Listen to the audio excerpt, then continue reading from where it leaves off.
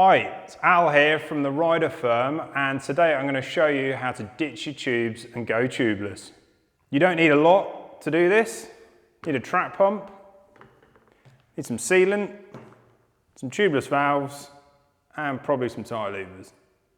First thing we need to do is let the air out of the tube. So we're going to remove that lock ring, undo the little lock nut at the end and release the air from the tube.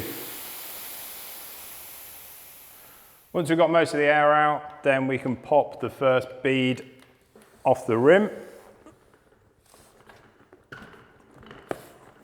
Just work your way around and that will give you a bit of room to get your tyre lever in there.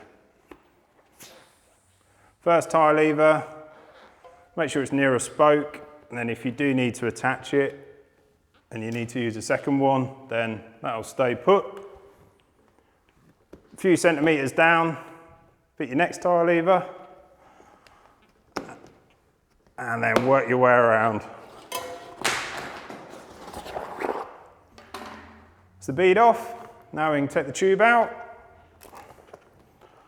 pull the valve out and save that for a rainy day.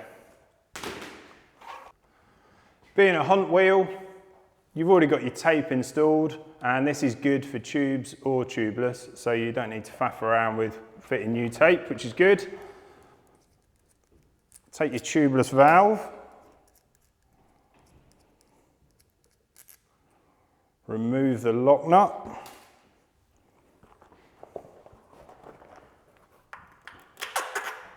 and insert it into the rim.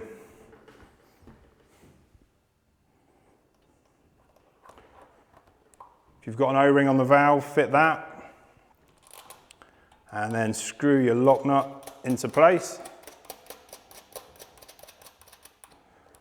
You want to make sure that this is done up nice and firm. Best way to do that, just get a bit of pressure on the back of the valve with your thumb, push it down, and then do the lock nut up nice and tight. With that on, we can start to reseat the tyre. Check with the sealant manufacturer how much sealant you need to put in for your tyre size. With this sealant, we need a whole packet.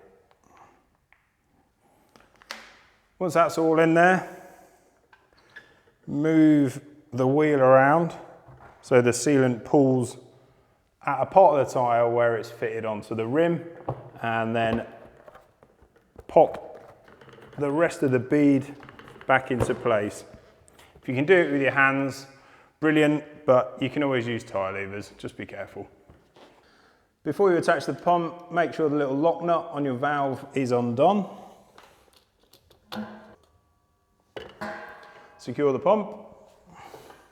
With the pump in place, it's time to pump like crazy. You might find that you need a large volume track pump like this to seat your tyre, or a compressor will do an even better job.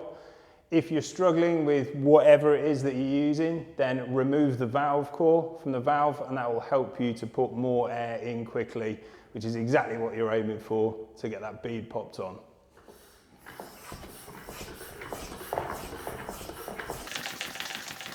Inflate the tyre to either the maximum rim or tyre pressure, whichever is lowest, to keep everything safe. And you may hear a pop when the bead seats. We now need to check that the tyre is seated properly.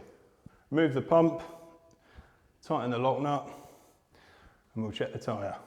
With the tyre inflated, we just want to make sure that it's seated. So we're looking at this line around the edge of the rim, sometimes called the witness line. Just make sure it's even all the way around the circumference. Check both sides. We didn't pop the bead on both sides, but just to make sure. And then what we can do is give the wheel a spin and just check to make sure that tyre's running nice and smooth with no lumps. We can see that that's seated properly. Next up, just going to distribute the sealant around the tyre. So just going to rotate the wheel and tyre around, flip it over, do the same again, and give it a shake just to get that sealant well distributed. Or another way to do it is just to get it on your bike and go for a ride, which is more fun. So that's it, tyres on. Only thing you need to do before it's ready to ride is to drop the pressure to your preferred riding pressure. That's it, all good to go. Thanks for watching, see ya.